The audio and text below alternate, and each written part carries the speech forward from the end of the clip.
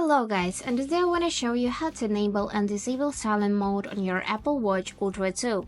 Let's get started. And for that, we can just press this side button on the right side of the watch to trigger the control sensor. And here you can see this icon, which is for the silent mode. So if you tap it once, you can see the information that this silent mode is enabled now. And also it changed the color. If you tap it again, then this silent mode is off. Also, you can enable silent mode if you just enable the cinema mode. It is right there near the silent mode as well, so just tap it and now you can see that this silent mode is enabled also. And as an alternative way, you can do it through the settings. So let's just open settings here, then we just need to go in the tab sounds and haptics. Here it is. And here you can change the volume for the ringtone and alerts, like that.